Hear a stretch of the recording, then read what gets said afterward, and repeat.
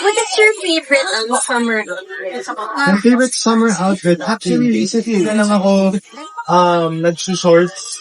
So parang ako living sa Pilipinas, so it's something that I've gotten used to wearing shorts because in Canada I wouldn't usually go out in shorts even in the summer. Pero ayun nga, parang ang dami-dami ko ng shorts from Fed Shop as well kasi it's really comfortable, it's lightweight. So that's one of my must-haves for summer sa aking wardrobe. And you can also swim in them. So that's one of the plus sides to it. Okay, last summer accessory naman na you always need that. Does a portable fan count as an accessory? Parang yun na yung accessory ko, yung portable fan sa mga summer accessories. Tsaka a hat. Always have to have a hat because it's a way of protecting yourself from the heat.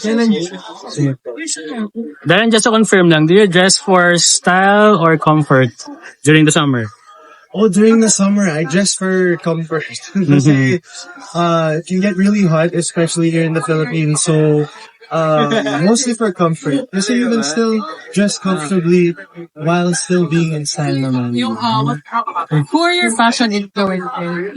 Fashion influences. I don't really have anyone in particular po eh. Parang kung anong makita ko that's trendy or an outfit that I like. Kunwari, especially since Coachella just ended, so I got a few ideas from the floor and from some of the influencers and celebrities who also attended Coachella. So ayun po. Darren, sabi mo, super init sa Philippines. So what about yung mix and match in this summer? Mix and match. Yeah. Laging t-shirt or sando yung inner ko.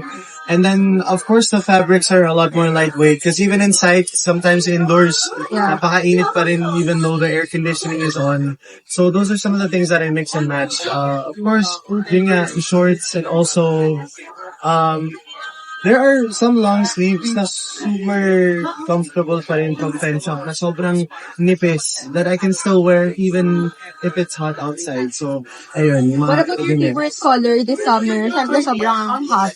Favorite color? Mostly pastels. Yeah. Darren, what's something you will not wear?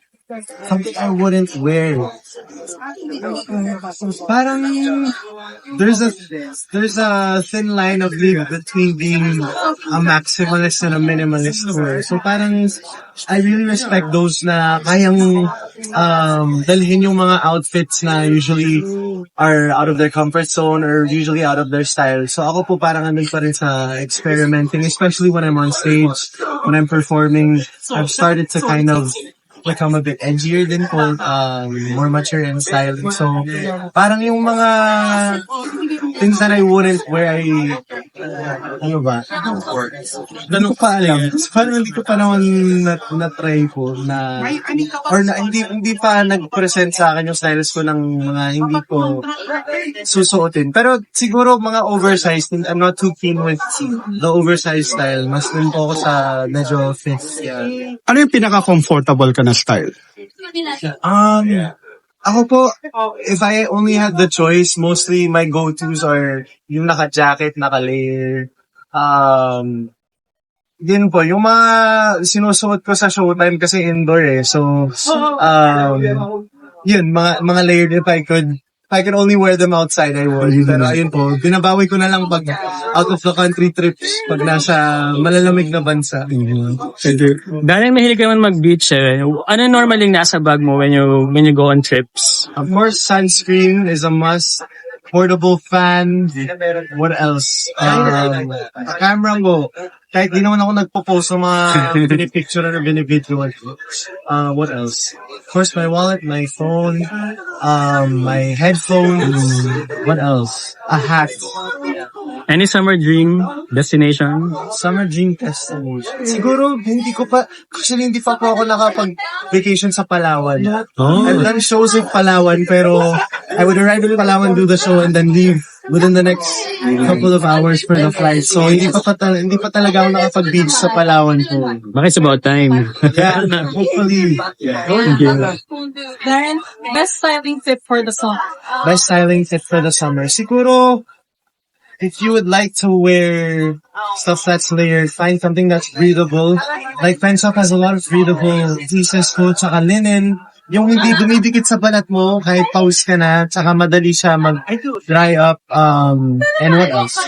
I guess hats also help a lot to keep yourself from the heat and also the rays of the sun. Yeah. Darren, what's your summer anthem? Summer Anthem. anthem.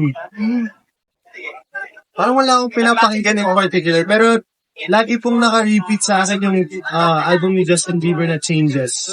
Kasi parang it's very chill, may mga upbeat songs, meron ding mga chill lang na acoustic. So, ayun, kahit medyo matanda na yung album na yun, it's still on repeat for me. Yeah. Darren, hulas na kami, pero ikaw, you stay.